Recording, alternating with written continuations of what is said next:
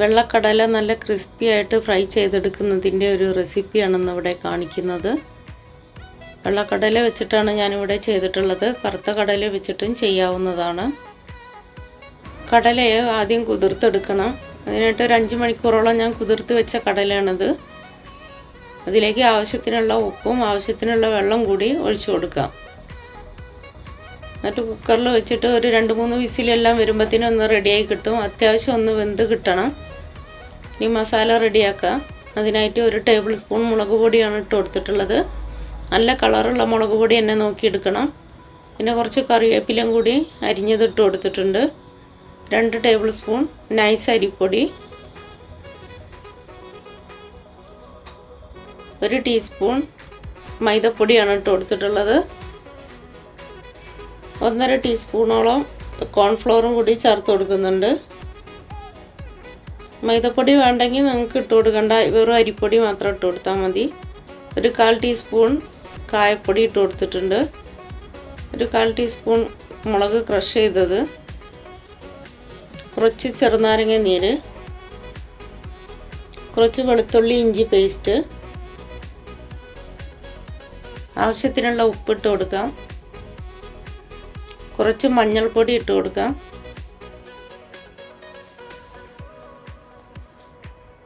കുറച്ച് ഓയിലും കൂടി ഒഴിച്ചു കൊടുക്കുന്നുണ്ട്. ഓയിലാണ് വറുക്കണമെങ്കിൽ ഓയിൽ തന്നെ ഒഴിച്ചു കൊടുക്കണം. വെളിച്ചെണ്ണയിലാണെങ്കിൽ വെളിച്ചെണ്ണ തന്നെ ഒഴിച്ചു കൊടുക്കണം.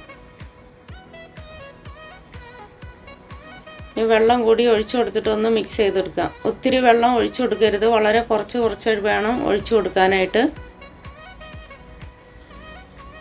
നല്ലപോലെ ഒന്ന് മിക്സ് ചെയ്തെടുക്കാം. ഞാനിത് മിക്സ് ചെയ്തെടുത്തിട്ടുണ്ട്. ഇതേ ഒരു പരുവത്തിന് വേണം മിക്സ് ചെയ്തെടുക്കാനായിട്ട്. കടല നല്ലപോലെ വെന്തതും ആയിരിക്കണം, അതേപോലെ തണുത്തതും ആയിരിക്കണം. ചൂടോടെ ഇട്ട് കൊടുക്കരുത്. ഇനി ഇതിലേക്ക് ഇട്ട് കൊടുത്തിട്ട് നല്ലപോലെ ഒന്ന് മിക്സ് ചെയ്തെടുക്കാം. ഒത്തിരി ലൂസായിട്ടുള്ള പരുവത്തിലെടുക്കരുത്, അങ്ങനെയാണെങ്കിൽ കടലയിൽ മസാല ഒന്നും പിടിക്കില്ല.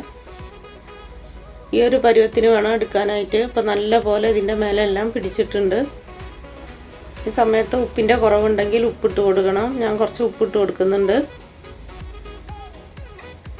നല്ല കളറുള്ള മുളക് പൊടിയാണെങ്കിൽ നല്ല കളറ് കിട്ടും കടല വറുത്ത് വരുമ്പോൾ.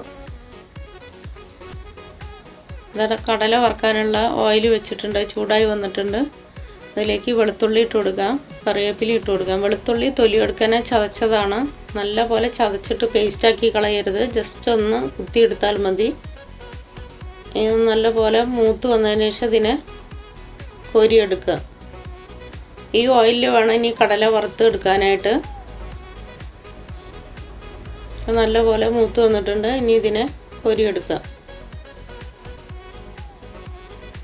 ഇനി ഇതിലേക്ക് കടല ഇട്ട് കൊടുക്കാം. ഒന്ന് കുറച്ച് നിരത്തി ഇട്ട് കൊടുക്കണം. ഒത്തിരി അങ്ങോട്ട് ഉണ്ടായിട്ട് ഇട്ട് കൊടുക്കരുത്. അങ്ങനെയാണെങ്കിൽ കടലയുടെ ഇത് ക്രിസ്പി ആയിട്ട് കിട്ടാൻ ചാൻസ് കുറവാണ്. അത്യാവശ്യം എണ്ണ ഒന്ന് നല്ലപോലെ ചൂടാവണം. ഒരു മീഡിയം ഫ്ലെയിമിൽ തന്നെ വെക്കണം.